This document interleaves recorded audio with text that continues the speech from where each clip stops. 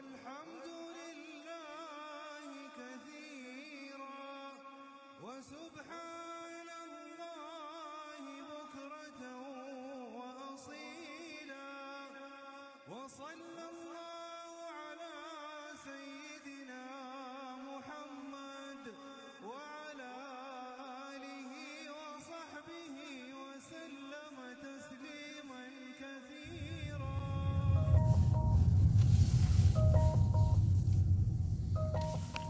لماذا تحول الفرح في العيد لمهمة شاقة؟ قد يكون عندك أحد الأسباب التي سأذكرها في هذا الفيديو. لو عندك سبب آخر شاركيني في التعليقات. عن أعباء العيد: تحطيم خرافات الفرح. لأن الفرح لا يحتاج لظروف مثالية، اكتشفي القيود التي تمنعك من الابتهاج. الفرح يتطلب ظروف مثالية. من خرافات الفرح: الفرح يتطلب ظروف مثالية، أن أكون متزوجة، أن يكبر أبنائي وتقل متطلباتهم، أن يكون منزلنا أجمل، أن يكون وزني مناسب، أن تتحسن صحتي تماما. إن الفرح ليس مكافأة تأتي مع تحسن ظروفك، بل هو وقود معين في طريق الحياة. اعتبري العيد هدنة قصيرة لإيقاف التفكير في مشكلاتك. الخرافة الثانية: العيد للأطفال فقط. كبرنا على العيد، البهجة للصغار ونحن لنا التعب والمسؤوليات والتجهيز.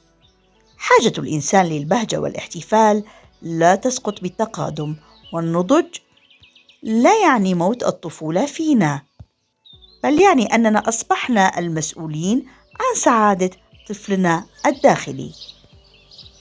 الخرافة الثالثة: كل شيء يعتمد على المظهر. إذا لم يكن منزلي مثالياً، أو ثيابي ملفتة، أو ضيافتي مبهرة، فالعيد ناقص. الجمال في العيد يسكن في التفاصيل التي لا تلتقطها الكاميرات. حين نتخفف من هوس المظهر الكامل، نمنح أرواحنا فرصة للتواصل الحقيقي ودخول الفرح لقلوبنا.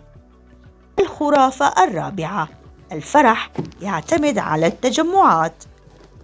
العيد لا يكتمل إلا بلمة الجميع، وغياب شخص أو وجود فجوة في العلاقات يعني أن العيد حزين. الفرح بالموجود هو شكر وامتنان لله. نعم، الفقد والبعد مؤلم، لكن حرمان النفس من الفرح بمن هم حولنا هو فقد آخر لا مبرر له. الخرافة الخامسة: الفرح يتطلب هدايا واهتمام خاص.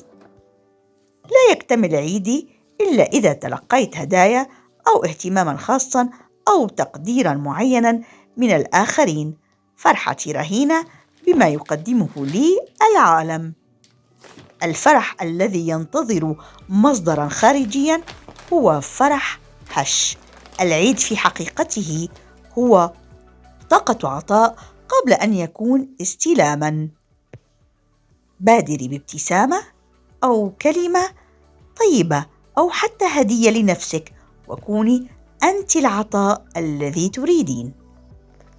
أي خرافة تعتقدي أنها شرط لفرحك؟ شاركي رأيك في التعليقات، وتذكري أن عيدك يبدأ منك.